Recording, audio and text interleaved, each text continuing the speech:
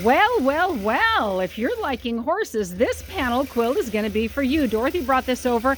It's turned out to be about 65 inches by about 70 inches, so a really nice size. She's got the panel, then she's added some borders, and she's added some side lights to it, and some extra panel border on the bottom and top. Let's talk about what's going on here. When you get yourself your panel, you want to be sure and square that up. I talk about that all the time. I hope that's making sense to you. If you have questions, pop them down in the comments and I'll be happy to talk about that a little bit. You want to do that before you start adding your borders. If your panel is wonky, you start adding that borders, they're going to be wonky. And when you get out to the edge, the more borders you have, the more wonky it's going to be. You're going to get this big wavy border by the time you get over here.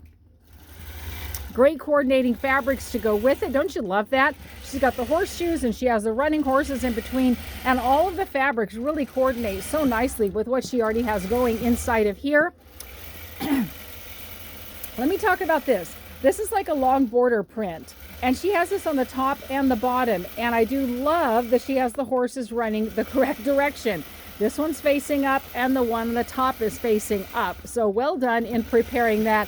I know some people might think, well, that just seems to make perfect sense. Why would someone do anything else? Things go all the different ways. So I'm glad to see that she's done this. I do love those coordinating fabrics, like I say, with those horseshoes. How fun. The design I'm putting on here is my BREEZY. You've seen it before. Love BREEZY on the horse designs. It looks like horses running. It looks like the wind blowing. It looks like clouds going past. It looks like dust with them picking up the dust. We're actually doing in the medium gray color of thread. We auditioned a couple of different colors, thinking maybe something more in the rusty color might look nice. But this blended the best, especially with that brushed background right there. Fantastic. Nicely done, Dorothy. And the other thing I wanted to show you was her pressing job. I'm really happy about it. She's actually chosen to press all of her seams open. Now, this is the type of quilt that it really wouldn't matter that much. There aren't that many seams, all things considered, because most of it is this panel or that excellent border right there. And so it's not like we're having a lot of seams coming together. But anytime you want to press them open, sweeties, it doesn't hurt my feelings any over here. My gal can get over it easier if any of the seams are pressed open, because that distributes the depth between the fabrics so much better. Now, this is perfectly fine to press them flat, especially with the thin amount of fabric that she has right here.